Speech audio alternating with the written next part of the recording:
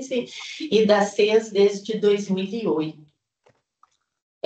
Apresentar também a equipe de apoio, que é o Alexandre Gamba, né, que nos assessora na questão de TI, e a Vanessa Nicolau, que é a nossa estagiária aqui da Divisão de Pesquisa em Saúde e que acessa lendo o chat, passando coisas, colocando links.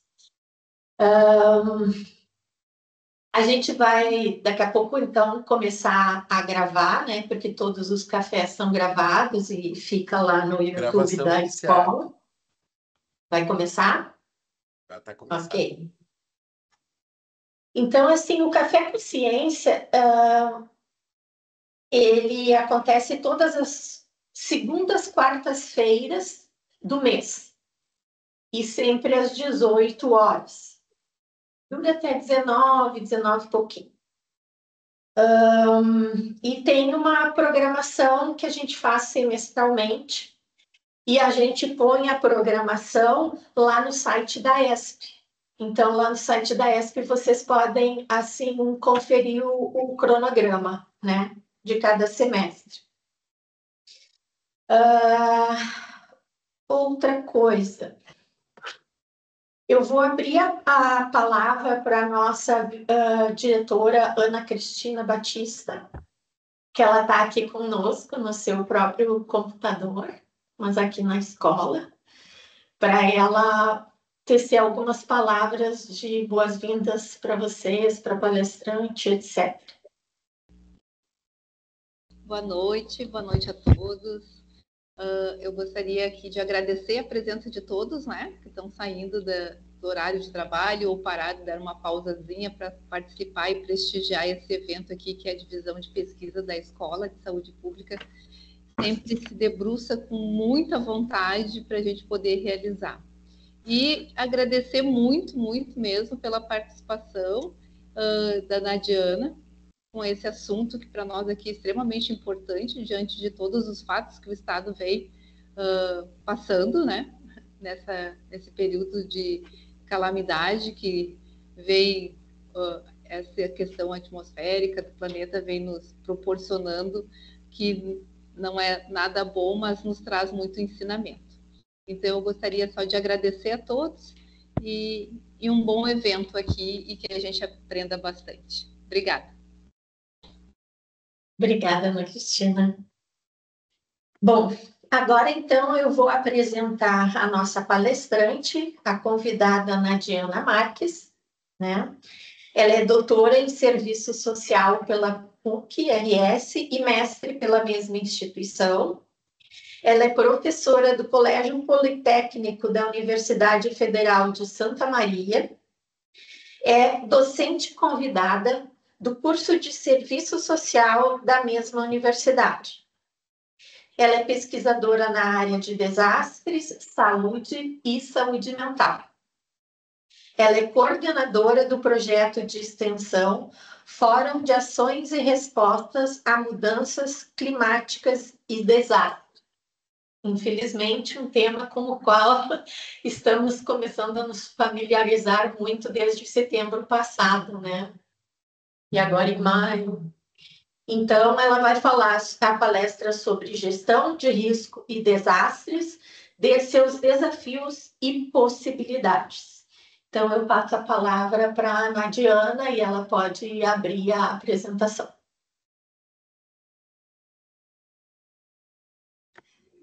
Já está aparecendo, então, para todos. Uma boa noite a todos e todas, né? Então, quero primeiramente agradecer o convite realizado pela Escola de Saúde Pública, dizer que eu tenho, assim, uma imensa admiração pelo trabalho da escola, né? Parte da minha formação, ela se deu via residência multiprofissional, lá na Universidade de Santa Maria, e eu entendo quanto as residências, né? Elas são extremamente potentes na área da saúde, para que a gente possa qualificar os serviços, né, e qualificar as formações. Então, tenho uma admiração pela escola, né, pela trajetória aí na formação, não só na residência, mas também na formação em outras áreas, né, e a importância que as escolas, né, ressalto também a importância que as escolas, elas tem, né, dentro dos estados. E quero dizer para vocês, assim, que esse tema é um tema que, infelizmente, né, virou o tema do momento.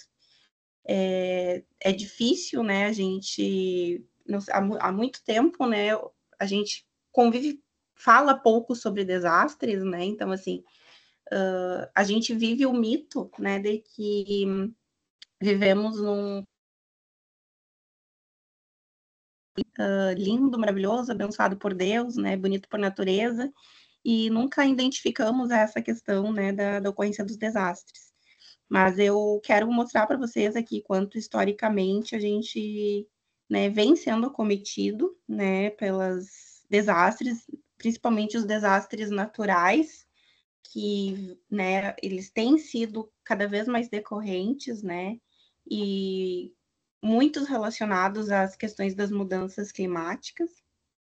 Então, e esse tema, né, é um tema que a gente precisa aprofundar, precisa se qualificar, precisa pensar, principalmente na rede, né, nos serviços, como é que daqui por diante a gente vai se instrumentalizar, né, para atender a população afetada, porque se tem uma coisa que eu sempre ressalto é que a resposta aos desastres, ela precisa, né, acontecer via política pública, né, porque depois que a mídia, depois que os holofotes eles saem, né, e todo o voluntariado e toda aquela comoção que é causada e gerada por um desastre,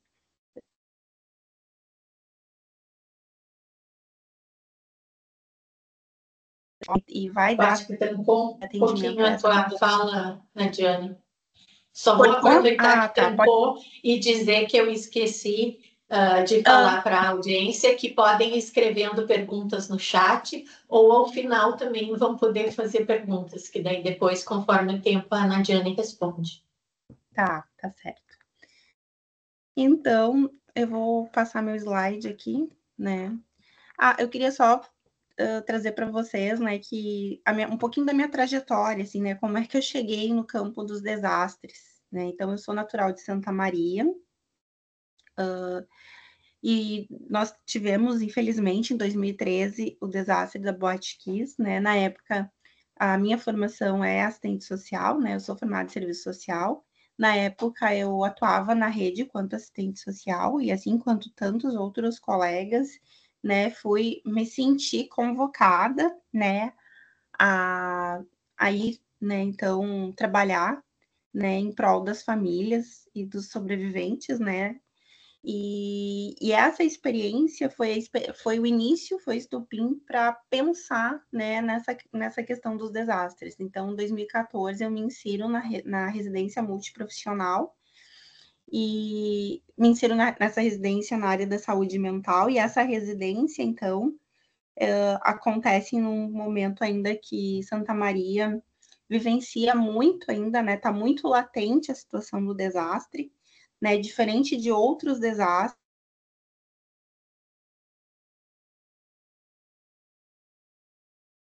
tinha uma necessidade de reconstrução da parte urbana, né? Então não foram perdas materiais, as pessoas elas precisavam era de uma rede efetiva de atendimento. Na época, precisavam de uma rede efetiva de atendimento. Estão conseguindo me ouvir? Ele de vez em quando para um Nadiane, tá pouquinho e cortando, fecha a volta. tua câmera.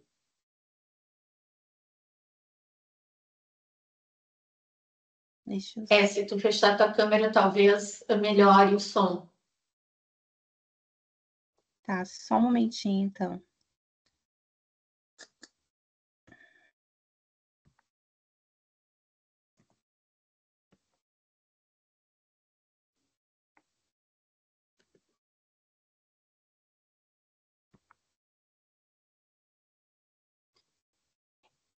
Estão conseguindo me ouvir agora? Estamos, mas também tivemos ainda. Eu vou deixar assim por enquanto, porque eu acho que tá muito pequeno para vocês, assim. Eu não estou vendo, pelo menos, mais a tua apresentação, só as... Tu fechou, tá, mas é foi que eu tua acho... apresentação, era para fechar a câmera. Tá.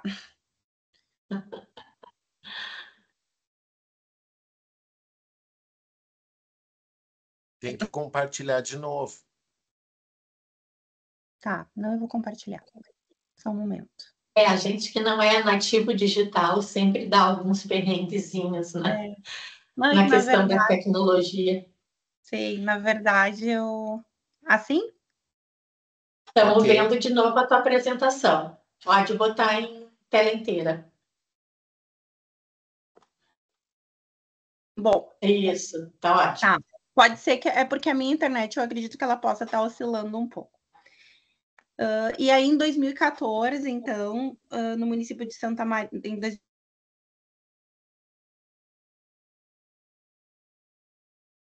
A Diana tá cortando Latente. a voz por causa da imagem, a tua internet não tá boa, então tu vai ter que fechar a câmera. Tá, só um momentinho.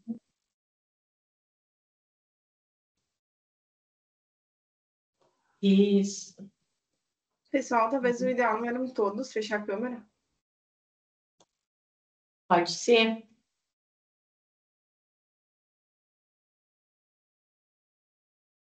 Estão me ouvindo? Sim. Senão eu vou tentar conectar minha 4G aqui, minha 5G, para ver se... Tá. Qualquer A coisa vocês gente me tá avisam. ouvindo bem agora, sem Tá, corte. então tá. Então Melhorou seguimos. bastante. E aí, então, quando acontece o desastre lá em Santa Maria, só para retomar,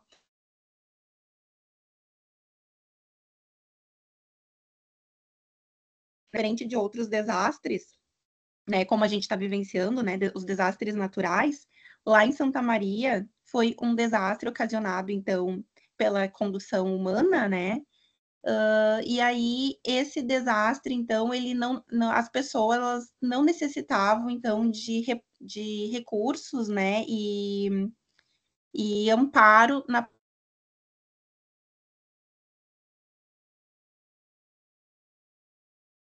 era ter rede de saúde, principalmente uma rede de saúde mental, que pudesse dar conta, né, e atender essas famílias. Então, essa peculiaridade, né, possibilitou o município enxergar que naquele momento, quando aconteceu o desastre, nós tínhamos uma cobertura territorial da atenção primária em saúde, na época com mais ou menos 11% de cobertura, né?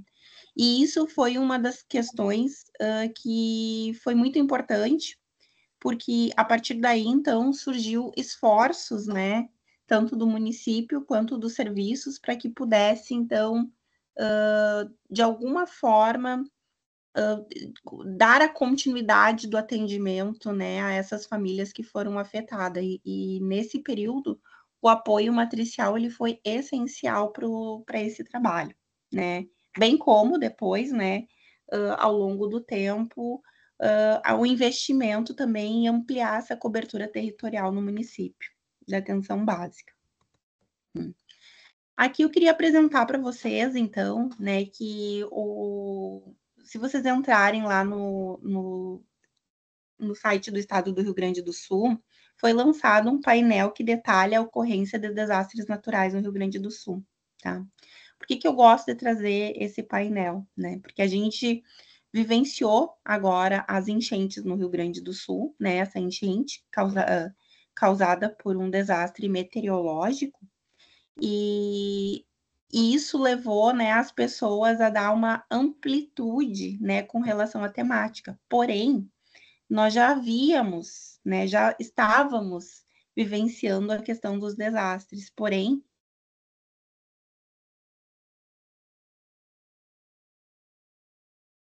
vinha acometendo uma parcela da população, que é a população, né, que se encontra residente em áreas, né, que não se tem um ordenamento urbano, né, o saneamento básico, enfim, que são populações duplamente afetadas por essas enchentes, né, esses desastres. Porém, esse que aconteceu recentemente, ele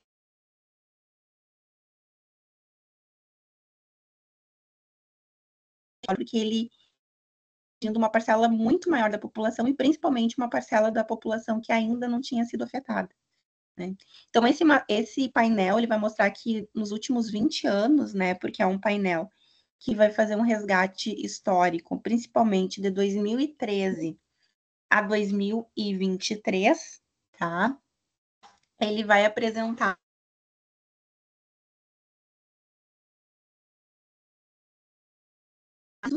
só no Rio Grande do Sul, né, que tiveram reconhecimento de estado de emergência.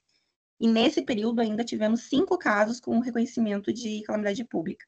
Então, dos nossos 497 municípios, né, 496 já foram, né, acometidos por algum tipo de desastre e tiveram algum tipo de reconhecimento, né, como um estado de emergência, necessitando, então, do auxílio do governo estadual, né? Então, eu gosto de trazer esse painel, até deixo como sugestão para vocês que estão aí interessados na temática, porque mostra que, na verdade, nós já estávamos vivendo, então a tragédia ela já vinha sendo anunciada, né? Trouxe alguns recortes aqui também, né, de ciclone que nós tivemos em 2023, né, e também alguns outros desastres que foram acometidos no interior do Rio Grande do Sul nesse mesmo período. Aí, eu acho que é importante a gente relacionar, né, de por que a gente não fala na gestão do desastre, né? Hoje falamos muito no desastre, mas pouco se vê, né, falar sobre a gestão de risco desse desastre, né? E aí, é preciso fazer um recorte para entender que esse período também desse negacionismo climático, né, onde a gente tem aí acordos internacionais que muitas vezes vêm sendo negligenciados, né, por países, né, negados muitas vezes, né? Tivemos aí também um período de um governo que negligenciou muitas questões, né, ampliou legislações ambientais, né, no sentido dessas legislações serem mais flexíveis, né, e isso causar também um desordenamento da questão urbana, né, e isso mostra, né, o impacto que hoje nós estamos vivendo, né, porque uma coisa que eu gosto de marcar é que a gente precisa entender que os desastres, eles vão acontecer, né, a gente não vai poder evitar o desastre, né, a chuva intensa, a estiagem, porque o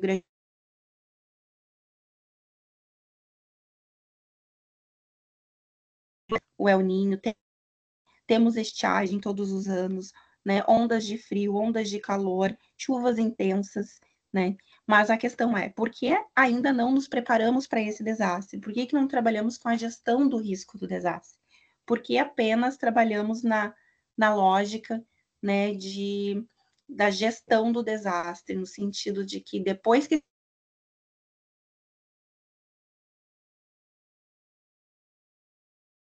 não nos antecipamos, né? Porque temos tecnologia, temos estudos, né, que podem nos auxiliar e devem, né, nos possibilitando, então, prevenir, né, algumas questões, como agora nessa questão das enchentes, né, a gente verificou aí um número enorme de pessoas desalojadas.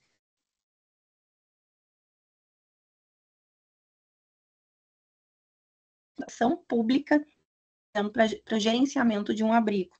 Então, são pontos importantes que a gente precisa entender, né, e que hoje nos evidenciam a falta de uma gestão de desastre. Tá tudo certo até aí? Sim. Tá, ok. Então, outro... Agora parou. Aí vai mostrar os municípios atingidos dentro dessa série histórica, né? Então, de 2003 a 2022, que nós temos aí que 99%, né? Mais de 99% dos nossos municípios foram já atingidos por algum tipo de desastre, né? E nós temos aí um percentual, né? Que nos chama,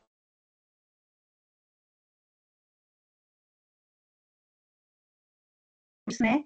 Enxurrada, vendaval, né? São os 3 tipos de desastres que mais vem acometendo o Rio Grande do Sul nesses últimos anos.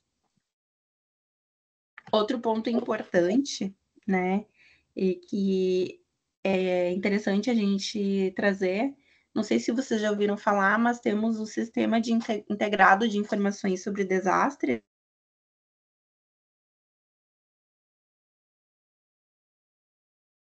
Quais são os municípios do Brasil, né, que encontram-se em situação de emergência ou calamidade pública, né, por algum tipo de desastre. Então, ali ele vai trazer informações atualizadas e por quanto tempo esse desastre, por quanto tempo, então, esse decreto ele permanece em vigência.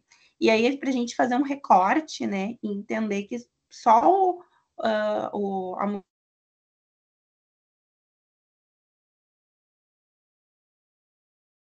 quatro ali do final teve 3 tipos de reconhecimentos vigentes, né? Ali no em novembro de 2023, a gente teve as inundações, né, que principalmente a população ribeirinha ali, a população também oriunda ali do Guaíba, também que são frequentemente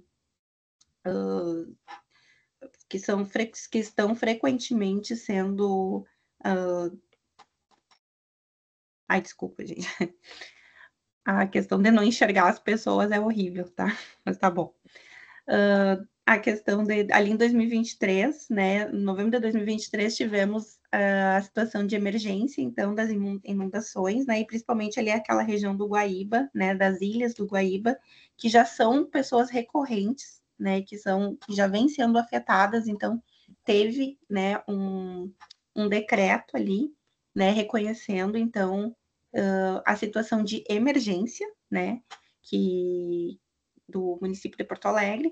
Aí, em janeiro de 2024, tivemos novamente a situação de uma nova situação de emergência, né, um novo decreto. Então, vocês vejam ali, não tinha se fechado nem 3 meses, né, novamente por chuvas intensas, né, e em maio, então, né, o decreto de estado de calamidade pública.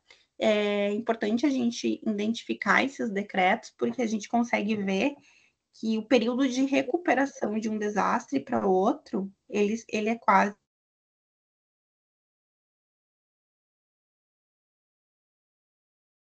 se recuperar em novembro, janeiro já se ocasionou outro, né? Aí em maio, né, novamente, uma chuva que acometeu uma parcela muito maior da população, né? E aí um decreto que vai colocar a situação de calamidade pública, então, né, do estado inteiro, né? E nos mostra, assim, depois a gente vai ver mais adiante o ciclo dos desastres, né? Mas o quanto essa condição de muitas vezes você está indo para a fase de recuperação de um desastre e aí o município ele rapidamente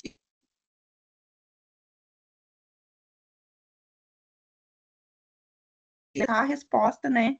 Novamente, e ele nem tinha conseguido ofertar a resposta àquele anterior, né? Então vocês vejam, os decretos, né, nos mostram que cada vez mais esses desastres eles têm sido intensos, né, e mais frequentes.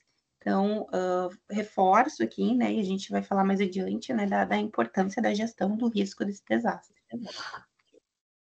Ainda aqui, né, mostrando um mapa, né, desse sistema integrado de informações, né, que ele vai mostrar aqui do Rio Grande do Sul, é só para vocês terem uma ideia, né? Então, esse print desse mapa foi feito agora em julho de 2024, então já tínhamos 543 registros, né? 449 municípios afetados, e ali vocês veem que tem, inclusive, questões relacionadas, né? O que dentro desse desastre pode ser acometido por outros desastres, né?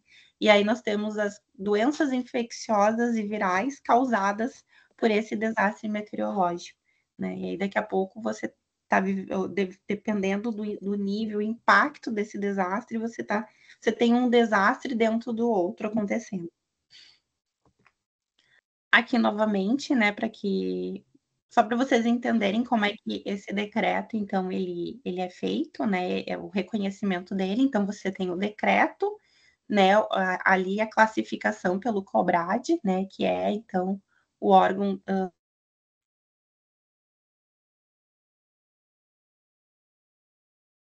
tipo de desastre, né, a vigência, né, desse decreto, o tipo de reconhecimento, então, se é um estado de calamidade, uma situação de emergência, né, e daí a gente vai ver mais adiante as diferenças entre um e outro, tá?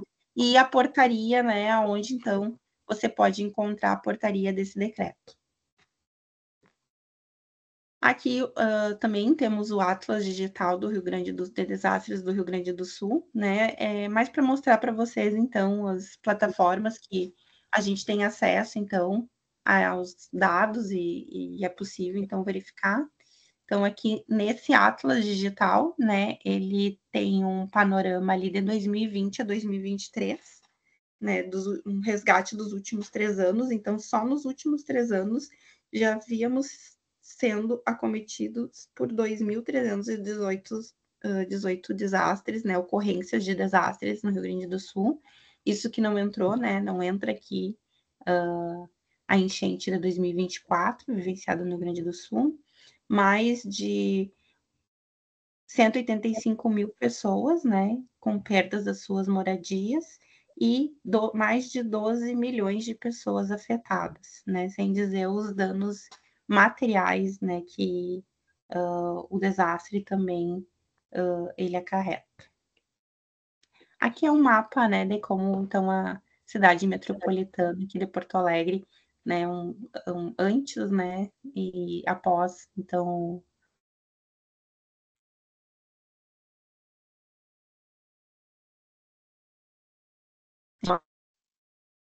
o território que foi afetado por esse desastre.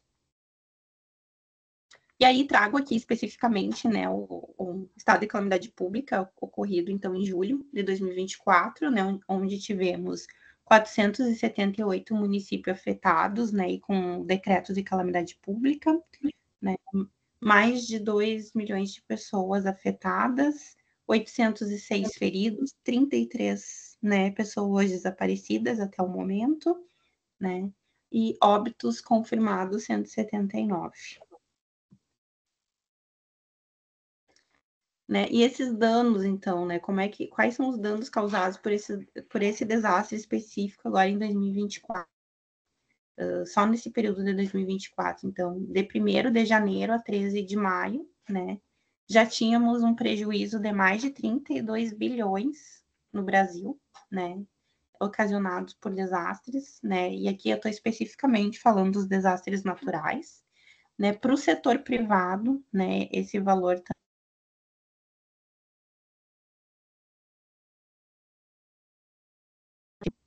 setor público também, mais de 5 bilhões, né? E esses dados eu trago do Ministério da Integração e Desenvolvimento Regional. O panorama dos desastres no Brasil, então, né, a nível Brasil, comparado, então, com outros países, né, o Brasil, ele não é considerado o país mais exposto e vulnerável a riscos naturais, né? Nós temos outros países aí, né, que estão à frente do Brasil, né, que é o Japão, Haiti e Chile, né, e o Brasil ele se encontra, então, numa posição bem mais abaixo desses outros países, né, porém, isso não desqualifica, né, a magnitude, né, e a frequência e os perdos humanos e materiais que estão cada vez mais sendo associados a esses desastres naturais, né, aqui no Brasil. Então, o Brasil ainda, né, tendo aí 5.570 cidades, né, só no período de 2013 a 2023, 94% dessas cidades elas foram afetadas por desastres, né, e tiveram um registro de mais de 64 mil declarações de situação de emergência e estado de calamidade pública. E o custo, então, para prevenir, né, o desastre, a gente sabe que ele é um custo bem menor do que o montante, né, que é perdido se houver atenção, se a gente conseguir investir hoje muito mais em política pública e uma reeducação para as mudanças climáticas, né? Então, algumas organizações vêm apontando, né, alguns impactos diretamente, então, de quando a gente não consegue dar atenção às mudanças climáticas, né? Um dos pontos que são trazidos é o aumento do número de extremos, né, dessas chuvas intensas, então, que vem,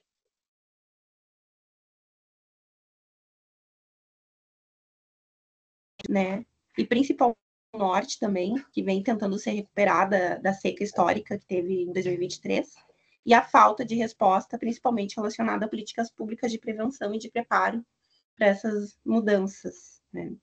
Então, hoje o país, né, infelizmente, nós temos menos investimento no que tange a questão do prevenir, né, e muito mais em remediar os desastres. Eu vou pedir 5 minutinhos para vocês, com licença.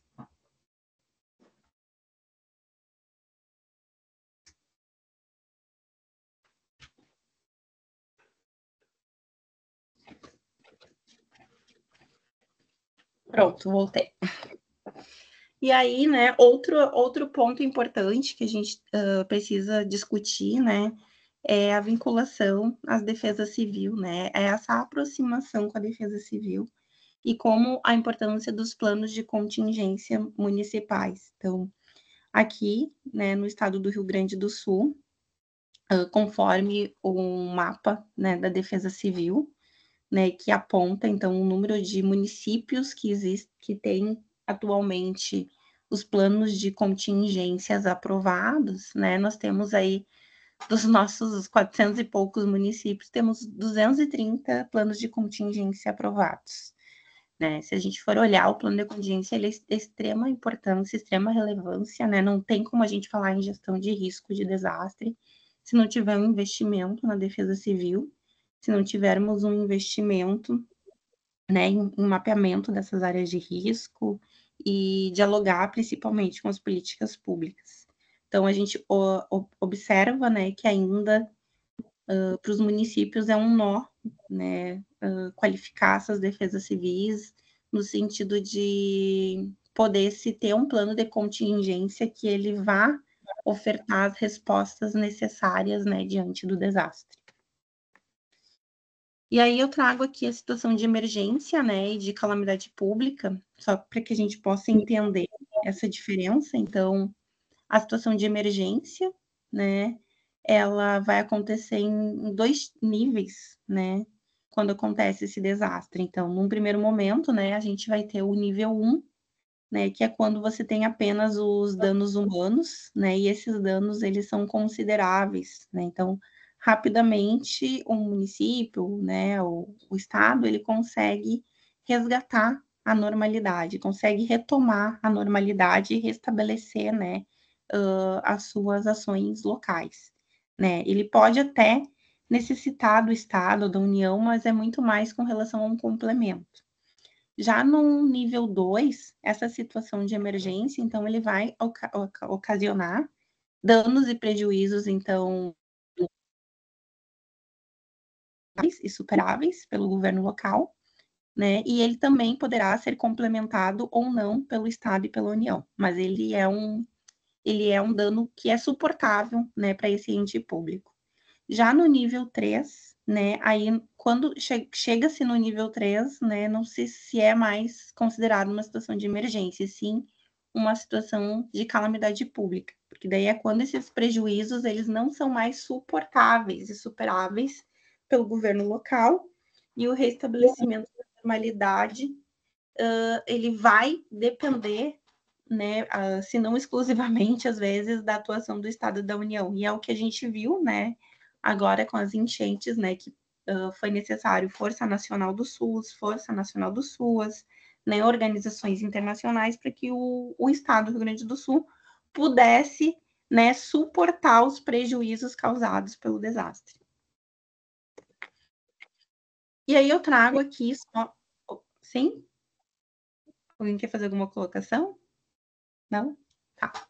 Aqui eu trago algumas nomenclaturas importantes, né, para que a gente possa entender, mas que a situação de emergência, né, a emergência, ela está muito mais relacionada à intervenção imediata desse profissional, né, que ele é um profissional treinado e que ele vai atender, né, diretamente na resposta da emergência, tá?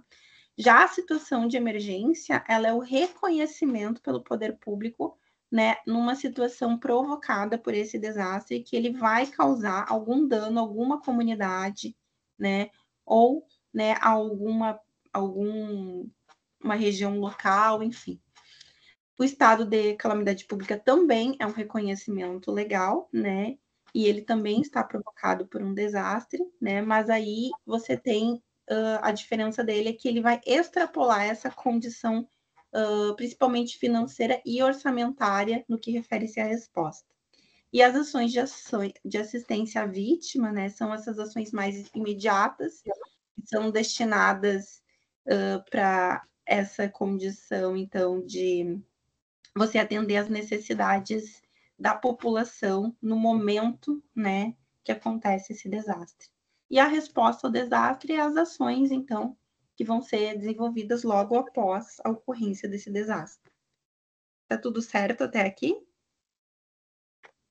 Sim. Tá. Aí o estado de calamidade pública, né? Por que eu falo tanto do estado de calamidade pública? Porque a gente precisa entender, né, que esse decreto, né, ele também é um comprometimento, né, que é uma forma que o Estado está declarando, né, que ele não tem condições, então, de agir, né, diante então ele vai precisar, principalmente do auxílio do governo, e o que esse estado de calamidade pública, né, ele vai permitir? Ele vai permitir a solicitação de empréstimos compulsórios, parcelamento de dívida, o atraso, né, da execução de gastos obrigatórios, antecipação de recebimentos, né, e a dispensa de licitações, né. E aí eu questiono, né, eu sempre trago essa reflexão, assim, será que a falta do investimento da gestão do risco do desastre, ela também não está relacionada de que o estado de calamidade pública, ele é interessante para o ente público, né? Porque ele permite você ter uma liberdade orçamentária, você tem um estado que está em evidência, você tem um aporte de recursos, né, que chegam até a esse município, né, a esse estado, e aí você tem toda também uma comoção midiática, né? Infelizmente esse desastre que foi acometido aqui no Rio Grande do Sul, ele é um desastre que acontece bem num período eleitoral, né? Então, talvez a ocorrência, né, desses desastres e a falta do investimento, né, numa gestão de risco, né, como a gente olhou lá, no investimento em planos de contingência, em uma salvaguarda mais fortalecida com relação à defesa civil e profissionais, investimento em políticas públicas, né, que possam ofertar as respostas, se dá também a esse estado de calamidade pública que ele se torna também um momento interessante, né, para esse ente público. E aí o Rio Grande do Sul, né, a gente tem alguns indicadores aí desse baixo investimento nessa gestão de risco do desastre, né? Então, as cidades com pouca ou nenhuma estrutura de defesa civil, e eu tenho trabalhado na universidade com uma proposta de extensão, e a gente visitou aí no período aí das enchentes alguns municípios, e a gente observa, né, que a defesa civil, né, nesses municípios, elas estavam vinculadas a outras secretarias, né? Então, muitas vezes era o secretário de obras, né, o secretário da secretaria lá de meio ambiente, enfim, que fazia parte dessa defesa civil, né? Ou seja, eram a mesma pessoa que era responsável, né, que fazia parte da equipe da defesa civil, ela estava à frente de uma pasta que, obviamente, sobrecarrega, que tem as suas demandas. Então, a defesa civil ela fica em último plano, né? Então, observa assim um baixo investimento, né, na organização e na estrutura dessa defesa civil. Outro ponto também é essa ausência do plano, né, que indicasse às pessoas o que fazer e para onde ir, né, com um alerta. E eu sempre trago a importância assim de que se a gente vai falar de desastre, se a gente vai capacitar, né, se capacitar com relação a desastres, risco, não tem como a gente deixar de fora a população, né? Então, não adianta você ter um plano de contingência extremamente importante, né, extremamente alinhado, você ter sistema de alerta pelo celular, se as pessoas não souberem o que fazer diante de uma situação de desastre. Se essa pessoa, no momento que ela tiver que sair, porque a tomada de decisão, infelizmente, ainda é uma tomada de decisão individual, então as pessoas, por não estarem preparadas, né, para essa situação, elas cogitam muitas vezes em permanecer no local onde está acontecendo o desastre, né? E foi muito o que a gente identificou aqui no estado do Rio Grande do Sul, nesse último desastre em específico, né? Que as pessoas elas demoraram para sair das suas casas, né? E isso é importante a gente ressaltar, porque é um momento, esse momento de decisão é um momento também que muitas pessoas, se elas não estão preparadas, elas paralisam, né? Elas não sabem, né, o que fazer. Então, antes de tudo, a gente precisa preparar as pessoas precisam saber o que fazer em desastre, elas precisam saber se eu vou sair da minha casa, né? Eu tenho que saber em que momento eu tenho que sair da minha casa, né? Eu tenho que saber para onde, qual é o local mais próximo da minha casa, que é um ponto de estratégico de segurança, né? E qual é o amparo que eu vou ter nesse espaço. Porque o que a gente observou com essa questão dos alojamentos foi muitas pessoas em situações de violação de direitos humanos, né? E aí você fazer a pessoa sair dentro da sua casa, né? Onde ela já está vivenciando toda uma situação, né? Do estresse, toda a situação que o desastre ela gera, né? Na vida cotidiana daquela pessoa, para ela ir, né? Para ela sair da sua casa com a incerteza de onde ela vai, como o ente público vai amparar, né? Então, são questões importantes que a gente precisa entender que antes de qualquer plano de contingência, qualquer né, questão que for colocada à frente, a gente precisa começar a investir em educação em desastre. As pessoas precisam entender o que fazer, né? E aí trago aqui esse dado de que apenas 54% das cidades tinham uma estratégia de evacuação, né? Ou alguma estratégia de amparo frente a alguma situação de desastre. Então, ainda é um número bem, né? Apesar de ser 50%, mas a gente está falando aí de vidas, né? Vidas que podem ser salvas se você tiver um plano de contingência, se você tiver estratégias de ação e se você tiver as pessoas preparadas diante de um desastre. Então, uma falta de monitoramento para o risco do desastre, né? Então, as 45 estavam no sistema federal, né? E ampliar dependeria do investimento, então precisa se investir mais, né, no que tange na gestão do risco do desastre. A falta de campanha para que as pessoas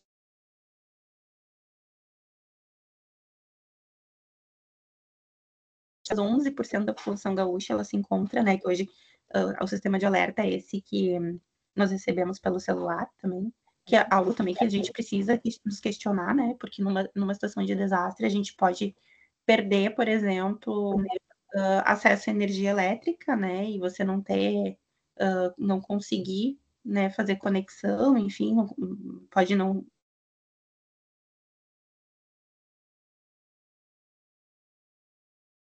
nessa preparação, nesse sistema de alerta mais local para as populações, falhas por falta de modernização nos sistemas de contenção de chuva, né, como foi no caso de Porto Alegre, e a falta de reavaliação dos planos diretores, né, principalmente no que tange de áreas de risco, né, e de ocupações irregulares, né, então, de rever, né, quais são as áreas de riscos,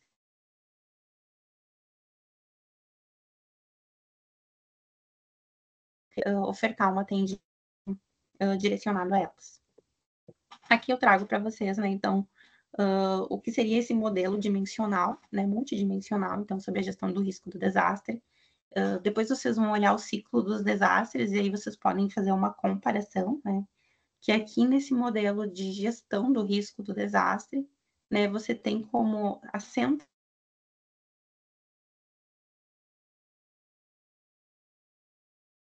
né? Fala ali a questão de prevenir o risco futuro, né? Então, é aquilo que eu trouxe para vocês no início. A gente não pode evitar que esse desastre aconteça, mas podemos tentar identificar quais são os riscos, quem são as famílias, quem é a população com maior grau, nível, né, de risco que pode ser mais acometida, então, e prevenir, né, que essas pessoas sejam fortemente impactadas, né, ter uma preparação para as respostas, né, ofertar também a reabilitação, né, depois da recuperação, a reabilitação e a reconstrução, né, e principalmente ali gerar conhecimento sobre o risco, né, então as pessoas elas precisam ter conhecimento, né, com relação aos desastres. E aí, no que refere-se ao campo dos conceitos, né, dos desastres, eu gosto de trabalhar, né, da seguinte forma, né, eu acho que fica mais metodologicamente mais fácil a compreensão quando se entende que nós temos conceitos no campo operacional, né? O que são esse campo operacional? Então, hoje, né, o órgão que faz a classificação desses desastres, ele está vinculado à Defesa Civil, né? Que é uma referência, o Brasil tem como referência uma classificação internacional, que é o NDATE, tá? E o que esse glossário, então, da Defesa Civil, ele vai trazer conceituando desastres, né? E ele vai apresentar que esse desastre ele é um resultado de eventos adversos, naturais, provocados pelo homem, né, sobre um ecossistema vulnerável, que causam, então, danos humanos, materiais e ambientais, e, como consequência, prejuízos econômicos e sociais. Tá? E a intensidade desse desastre ele vai depender, então, da interação, né, e magnitude do evento adverso com o grau de vulnerabilidade do sistema, né, receptor afetado. Então, quanto maior vulnerável, né, esse território a qual irá ser acometido pelo desastre, maior vai ser a sua magnitude, maior vai ser os seus danos humanos e materiais e ambientais.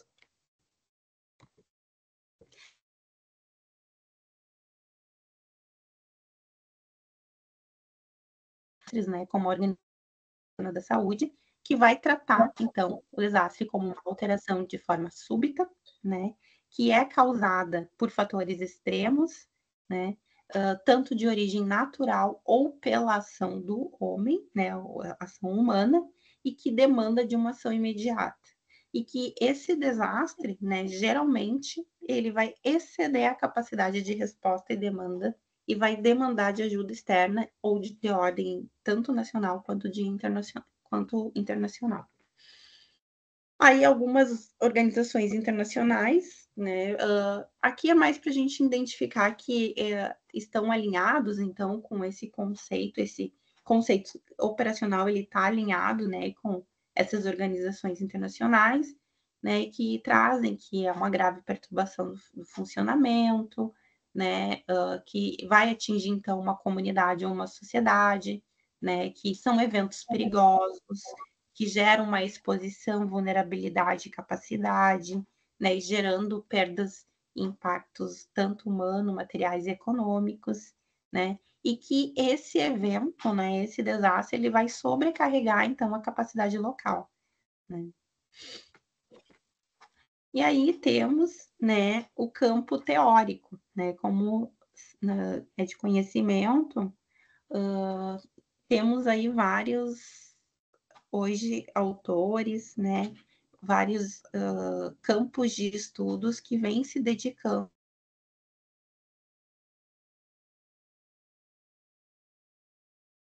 Onde iniciei minha trajetória ali na pesquisa com relação aos desastres, eu me debruço, né, e utilizo muito o campo teórico, né, relacionado à sociologia dos desastres, porque por identificar que a perspectiva teórica ela está mais alinhada com aquilo que nós discutimos no serviço social, né?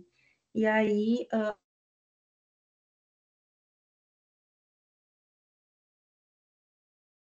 leituras e reflexões e buscas teóricas, né, trago para vocês, então, um conceito que eu construo a partir, então, desses autores, né, e com base, então, nessa formação do serviço social no que se refere a desastres, né? E aí, por que eu trago, né, a diferença do campo teórico para o campo operacional?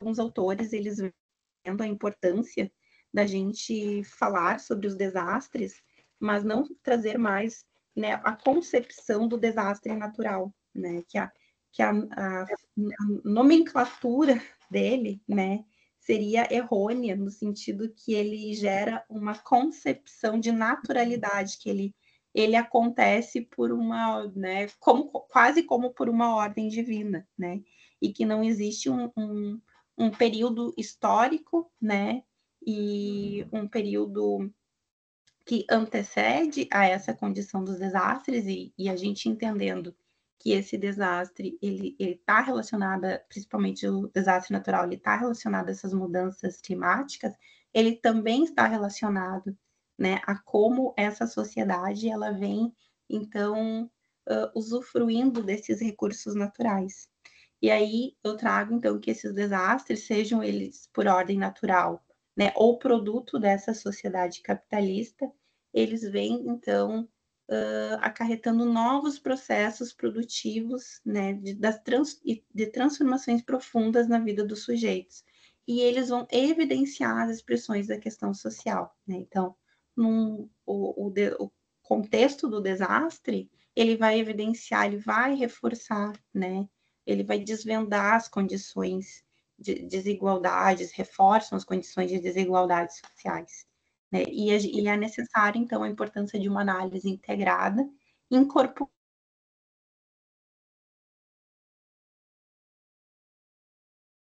desastres, mas entendendo, né, as condições sociopolíticas e socioeconômicas que, né, totalizam esse período desse desastre. Então, existe uma necessidade de compreensão acerca desses desastres, né, não apenas para que a gente conheça e compreenda eles, mas para que a gente possa fazer uma análise das relações implicadas, né, que está relacionado também a essa sociedade capitalista que vai trazer, né, à luz as mazelas e os fenômenos sociais que vão impactar diretamente essa população. E aí, dentro dessa perspectiva da sociologia dos desastres, né, tem uma autora, Norma Valêncio, que ela vai trazer que, apesar, né, de termos aí importantes autores, né, e estudos, né, relacionados ao campo dos desastres, que são tanto da sociologia quanto da outras áreas afins, como ciência política, antropologia, psicologia, economia, né, existe um consenso, né, por mais que cada um tenha a sua concepção teórica do que seria esse desastre, existe um consenso, né, de que o termo desastre ele está relacionado a um acontecimento trágico, né? E ele está associado também a esses elementos físicos e a um contexto social, né? Que então a gente precisa interpretar esse fenômeno quando ele acontece, né? E aí ela traz que então o desastre, né? Ele é um tipo de crise que acontece, né? Ele vai ocorrer num tempo social. Então a gente precisa, né, entender em que período esse desastre acontece, quais são as dimensões culturais, políticas e econômicas que perpassam o momento que acontece esse desastre. Ainda a Valêncio, né, vai trazer que a identificação dessas convergências, né, tem, de alguma forma, qualificado a definição do termo do desastre, né, como um tipo de crise social. Então, né, para a gente avançar, olhando então para a classificação desse desastre, né, conforme então a classificação utilizada pelo COBRAD, né, a Defesa Civil no Brasil, que tem como base então o ENDATE, ele vai classificar os desastres com dois tipos: os desastres naturais e os desastres tecnológicos, né?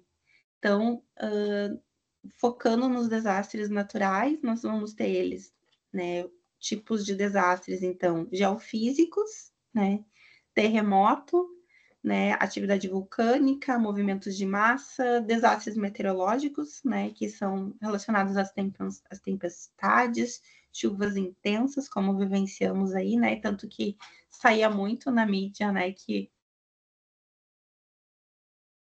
aconteceu no Rio Grande do Sul era um desastre climatológico, não. O que aconteceu no Rio Grande do Sul foi um desastre meteorológico. Tá? Os desastres climáticos, né, causados por seca, incêndios, né, que infelizmente tivemos aí Sim. ocorrendo no Brasil.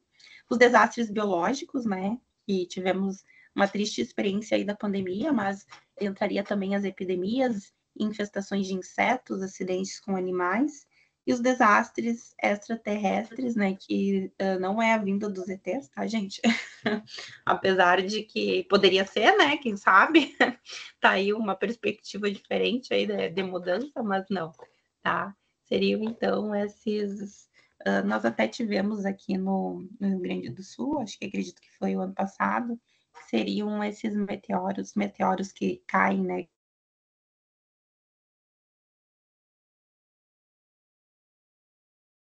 do Sul, né? Infelizmente, todos os desastres naturais, o Rio Grande do Sul já vivenciou todos os tipos. Nós já batemos a tabela Cobrate, né? E os desastres tecnológicos, então, que estão relacionados a acidentes industriais, acidentes, né, diversos, e os acidentes relacionados a transportes, né? Aí entre acidentes aéreos, acidentes de ferrovia, acidentes rodoviários e acidentes com ar.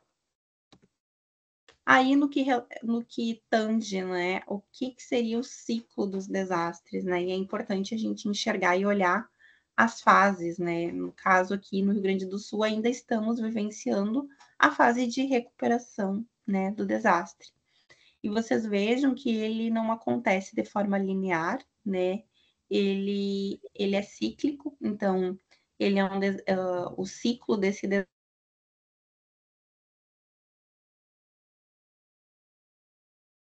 e muitas vezes você tem no mesmo que foi o que eu mostrei para vocês ali no início, né? Então, infelizmente, tivemos aí de novembro a maio 3 ocorrências de desastres, né? Então, muitas vezes estamos vivenciando 3, 4 fases de desastres, né, num mesmo período, né? Então, é importante a gente olhar, né, para esses momentos.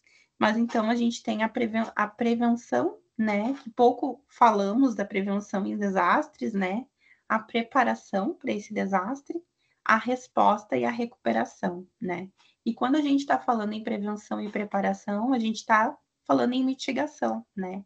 E essa mitigação, né, você conseguir prevenir e se preparar para um desastre, ela vai ser inserida dentro desse gerenciamento desse risco, desse desastre.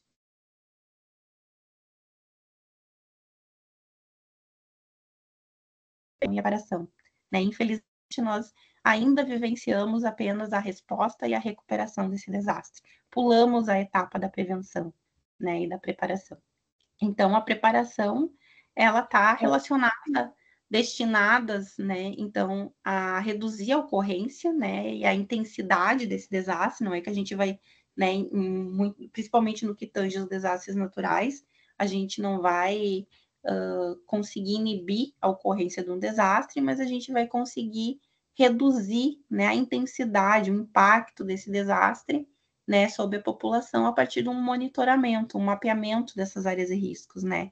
E aí a gente vai conseguir transformar a cidade mais resiliente, né, aumentar a capacidade da população também, né, de proteção.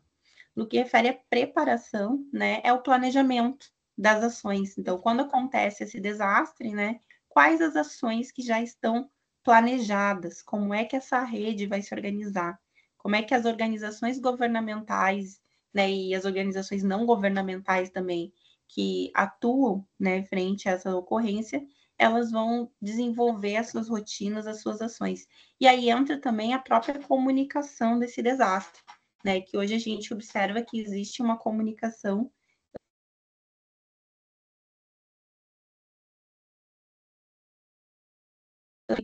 pouco por canais oficiais, né, e isso gera também uma série de incertezas na população.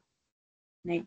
Então, no que refere-se à preparação, a gente está falando de capacitações, de treinamento, né, das pessoas também estarem preparadas, né, para essa situação de desastre. E no que refere-se à resposta, né, que é as ações imediatas, a resposta a esse desastre, é o socorro para essa população atingida e a recuperação, né, é a última fase do desastre, mas não é a menos importante, né, é uma das mais complexas, né, que pode de ser organizada, né, porque ela geralmente ela leva muito tempo, né, ela é por um longo período, né, e você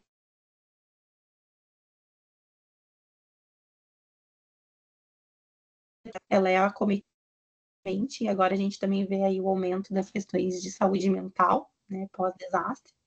Então, é importante que na fase de restauração, né, a vida social, familiar e pessoal, né, seja o foco de reestabilização, né, para essas famílias, né. Então, a gente teve aí o exemplo, por exemplo, da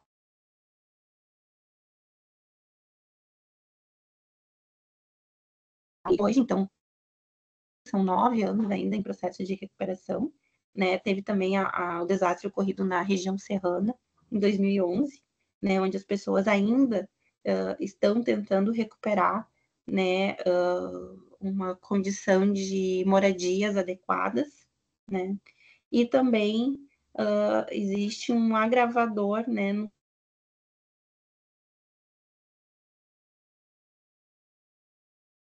situação do desastre, que aumenta os casos de depressão, né? E a ausência de ações relacionadas a isso geram principalmente uma revitimização dessa população, né?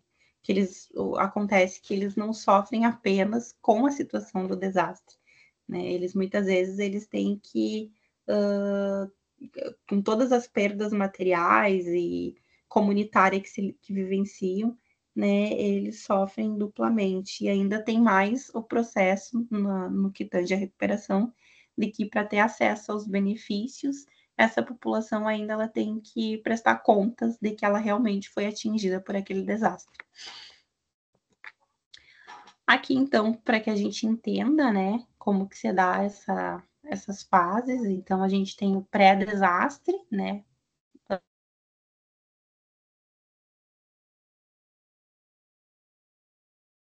ação e a preparação, está falando dessa gestão de risco do desastre, e após, então, o acontecimento desse desastre, que se dá a fase de resposta e recuperação, a gente está falando da gestão desse desastre, né? E a gestão do risco do desastre hoje, né, ela está relacionada principalmente à prevenção, né? Então, a gente precisa avaliar, né, e reduzir os riscos desses desastres, né, estando mais preparado e tendo medidas, né, que possam também otimizar as nossas respostas mais à frente, né, no que refere-se a essa gestão de risco.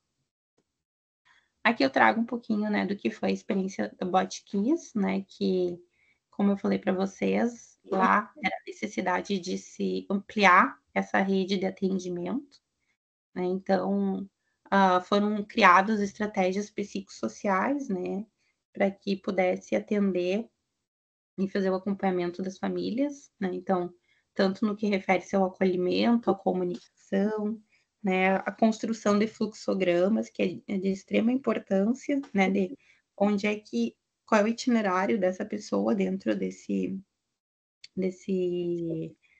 nesse período, então, de acompanhamento, né, porque a pessoa que ela é afetada pelo desastre, ela vai acessar todas as políticas públicas, né, que ela puder, né, e que ela necessitar ali naquele momento.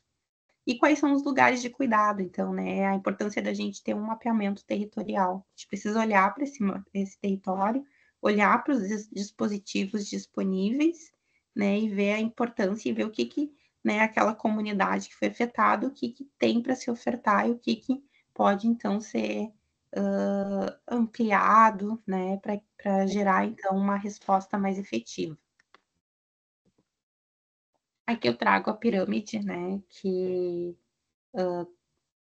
relação à IASC, né, ela vai apresentar, então, com relação ao apoio psicossocial em situações de emergência, né, e aí nós temos aí como a base dessa pirâmide, então, serviços básicos, né, de segurança, serviços básicos, né, saúde, assistência social e segurança, né, no que refere-se acima, então, apoio à comunidade, às famílias, apoio focados, né, e não especializados, porque a gente entende que nem toda a população, por exemplo, ela vai necessitar de um atendimento especializado em saúde mental, mas ela vai necessitar de um acompanhamento, muitas vezes, né, após esse período do desastre, e lá no topo, então, os serviços especializados, né, destinados para a população, principalmente para os grupos mais vulneráveis que vão necessitar de um acompanhamento mais especializado.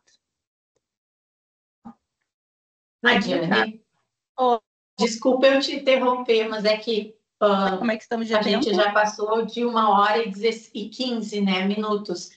E a gente tem mais ou menos um teto, porque a audiência, né, ainda tem que fazer perguntas. Então, quando falta muitas lâminas ainda ou não?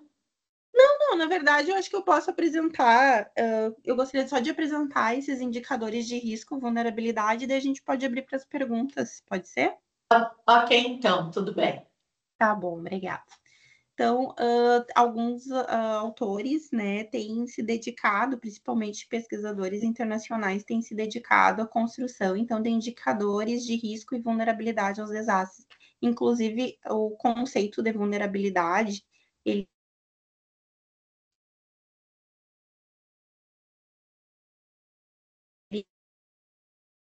até então a gente não falava sobre vulnerabilidade. Então, né, olhar para essa população, por exemplo, que é mais vulnerável e que sofre mais com relação a esses desastres. Então, esses indicadores, né, que é com base, então, nesses estudos internacionais, eles estão alinhados, então, a essa perspectiva e adaptação dessas mudanças climáticas, né? E eles evidenciam esses fenômenos de riscos naturais, mas também como risco de vulnerabilidade social, né? Que vai aumentar, então, os riscos de vulnerabilidade social. Tá? E aí eu vou trazer para vocês como que eles organizam essa estrutura desses indicadores. Então, num primeiro momento, eles vão trazer a exposição, né? Então, todos nós podemos estar expostos a algum tipo de perigo natural, né? Algum tipo de desastre, então isso vai acometer toda a população, e alguns componentes mais centrais, né, dessa vulnerabilidade, que está relacionada a essa suscetibilidade, a capacidade de lidar e essa capacidade de adaptação, né? E aí, no que refere-se à exposição, temos a população exposta, né? Então, aos tipos desses desastres naturais, que pode ser tanto deslizamentos, inundações secas, tempestades, né? Aumento aí do nível do mar, né? No que refere-se à suscetibilidade, então, temos alguns indicadores que eles vão estar relacionados, então, ao percentual, né, da infraestrutura pública oferecida, então, percentual de pessoas nesses domicílios, né, por exemplo, que tem abastecimento de água, esgoto sanitário adequados, as condições de habitação, né, então, taxas de populações em aglomerados irregulares, por exemplo, né, exemplo as favelas, né, percentual de pessoas em domicílios com material de construção inadequado, né, grau de urbanização, aspectos também relacionados à nutrição, que eu acho que é algo muito importante, né, um aspecto que eu acho que a gente precisa debater mais dentro da condição dos desastres é a questão da segurança alimentar, que a gente vivenciou aí nessa questão aí do Rio Grande do Sul, né, infelizmente, a capacidade econômica e de renda per capita, então, né, então, dessa população. No que refere-se à capacidade de lidar, então, temos aspectos de governança, né, eu acho que é importante, a gente pouco fala também dos índices de corrupção governamental, né, a gente sabe que após as questões de desastres, aí a gente tem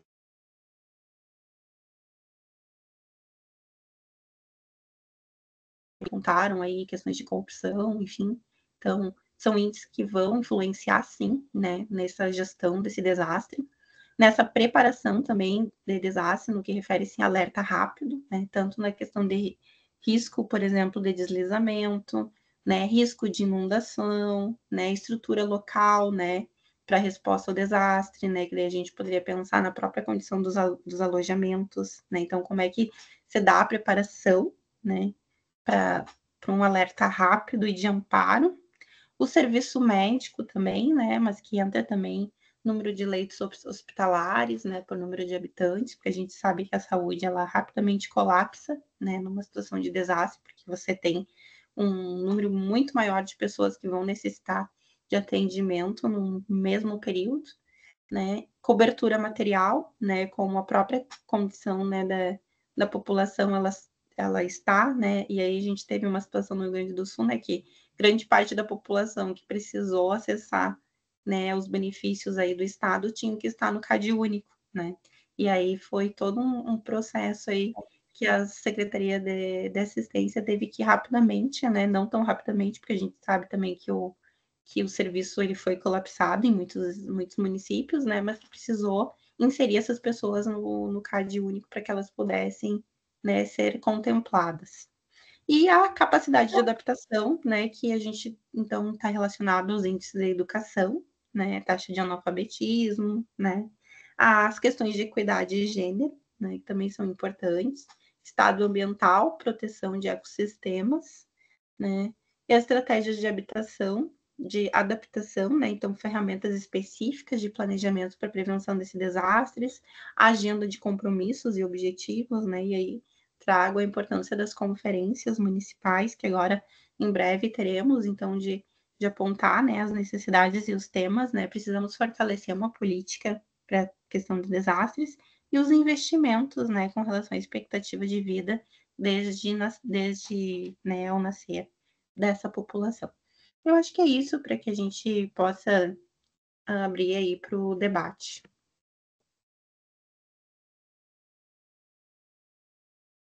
Muito obrigada, Nadiane, pela excelente exposição. Eu creio que tu já está cumprindo o papel de nos educar, né, com relação a desastres e planos de contingência e tudo mais.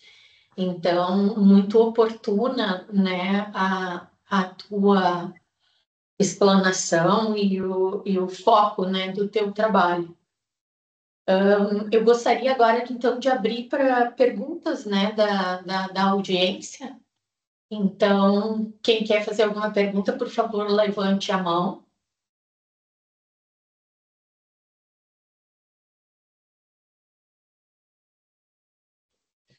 Raquel, quero pedir desculpa só porque essa coisa da gente apresentar e não enxergar as pessoas, né? Ela parece que deixa mais distante, assim, né, o debate, mas enfim, né? Não, mas todos nós estávamos te vendo através do teu trabalho. O que é bem interessante, né? Porque o Rio Grande do Sul foi recentemente assim, né, afetado de forma mais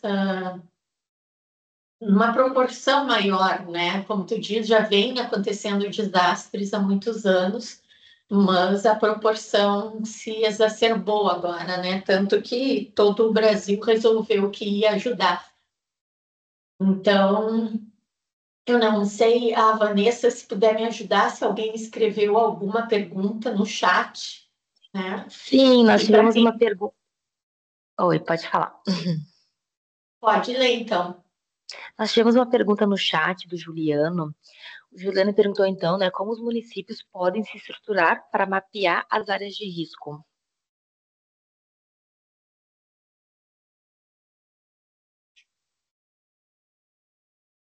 Tá no mudo, eu acho. Desculpa, pode repetir para mim que falhou o áudio para mim. Ah, perfeito. O Juliano, ele perguntou ali no chat, né, como os municípios podem se estruturar para mapear as áreas de risco.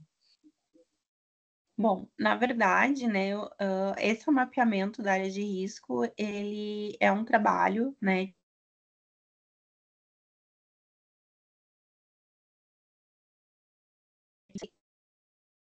Defesa Civil, né? E as suas secretarias, né? Então, a partir do momento que você tem esse órgão bem estruturado, né, você consegue mapear, porque quem fala, por exemplo, hoje, né, que aquela é uma área de risco e vai indicar é a Defesa Civil, né, quando acontece. Só que geralmente a Defesa Civil ela já no plano de contingência, e é por isso que eu bato tanto a tecla assim da importância dos planos de contingência, né, e que eles são atualizados anualmente, eles têm essa possibilidade de você, quando acontece o desastre, né, você já ter essas regiões mapeadas, você ter número de população, né, quem, por exemplo, qual é a população mais vulnerável daquele território, se são idosos, se são mulheres, se são crianças, né, para que você possa rapidamente pensar em ações efetivas.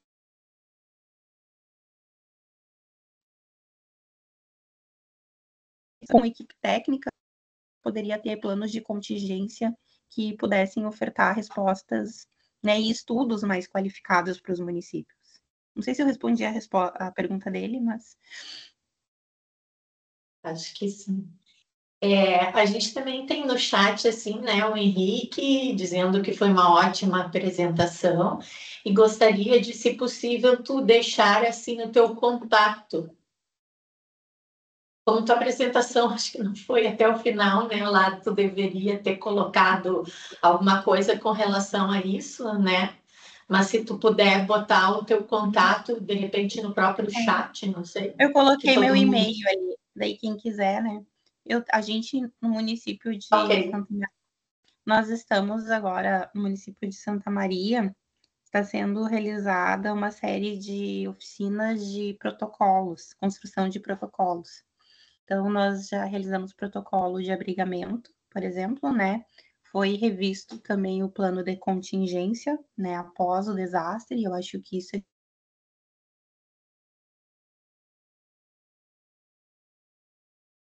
de revisitar, porque é aquilo, né? O plano de contingência ele é um norte, não é que ele vai dar conta 100%, porque o desastre vai acontecer e a gente não até tu pode ter uma ideia do grau, né, que ele vai, né, a atingir a população, mas ele realmente ele pode exceder a capacidade, né, do que havia sido planejado, como que foi a enchente aqui do Rio Grande do Sul. Não estávamos preparados, né, para o que aconteceu. Mas minimamente, né, se questões como questões de evacuação da população, alertas, né, preparo da população, né, amparo, né, uma resposta mais eficiente, né, dessa população, tudo isso a gente pode ter organizado a partir dessa construção do plano de contingência. Então, lá em Santa Maria estamos nos debruçando, né, isso com toda a rede de atendimento, né, e esforço da prefeitura para reatualização, então, né, foi reatualizado, revisto esse plano de contingência e a partir dele, então, junto com as secretarias da Política de Assistência, Habitação e Saúde, foi construído uma série de protocolos, né, entre eles um protocolo de abrigamento, né, que vai, inclusive, ter uma oficina de treinamento com os profissionais. Então, os profissionais, eles vão treinar como se tivesse acontecendo um desastre e, a partir do momento que acontece, então, como que eles vão organizar esse alojamento, né? Já deixando pré-indicado quais são os locais possíveis.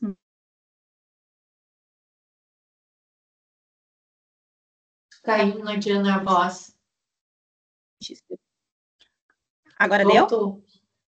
Uhum. Ah, tá. Que foi outra questão que nós nos deparamos no Rio Grande do Sul, né? Que não, quando aconteceu o desastre, as pessoas a rede não sabia qual era o local mais adequado para criar os abrigos, né? Então, isso tudo nós podemos ter previamente organizado. Só nós estamos chegando no final do horário que vai cair o link, né? Então eu queria agradecer muito a Nadiane, a sua presença, a sua disponibilidade e o seu conhecimento. Queria agradecer aos ouvintes, né, que estiveram aqui o tempo todo e abrir para a Nadiane poder se despedir de nós um pouquinho. Voltei. que a gente entende que são populações mais vulneráveis. Inclusive, né, o número de pessoas que tiveram suas vidas ceifadas nesse último desastre, né, teve uma parcela bem significativa de pessoas idosas. Então, a gente entende que são pessoas mais vulneráveis e que precisam ter uma atenção, né, diferente, um cuidado diferenciado nessa situação, né? A própria condição também de mulheres, né, nessa situação de desastre. Então,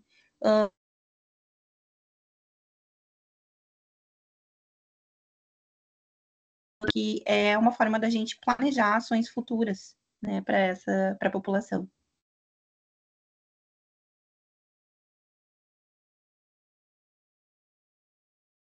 Nadiane, tu tá me ouvindo? Sim, agora sim, estou te ouvindo. Ah, tá. Não, é que nós já estamos quase com o tempo caindo, né, o link. Então, já agradeci os participantes, eu queria agradecer a ti e abrir para se tu queria fazer uma despedida para o pessoal.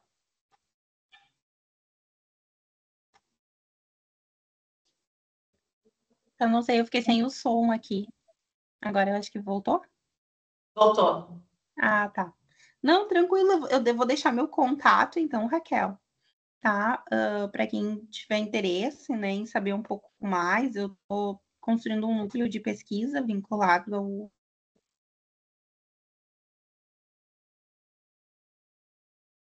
Sim, inclusive a nossa colega Belinha aqui, né, foi tua orientadora, então ela também está trabalhando com Belinha esse tema. Sim, a professora Maria Isabel foi minha orientadora desde o mestrado, ela abraçou essa temática comigo, né, e a gente vem construindo aí uma parceria juntas aí desde 2016, quando eu me inseri no mestrado, né, e quando a gente nem falava de desastres, né, era algo que pouco falávamos, né, e desde então, desde a pandemia, foi algo que cresceu muito, né, a necessidade de demanda. Então, tenho também dentro lá da universidade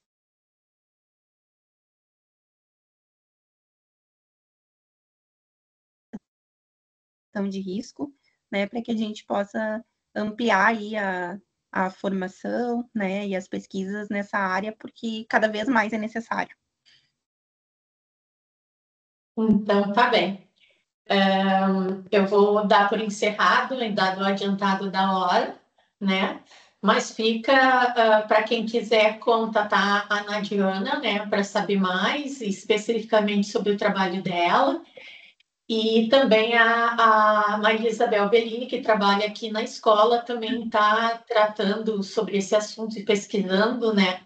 Então também podem contatar com ela. Eu agradeço a todos pela audiência e por mais uma vez a divisão de pesquisa em saúde da Escola de Saúde Pública poder estar contribuindo com a comunidade civil e científica. Obrigada e boa noite para todos. Uma boa noite.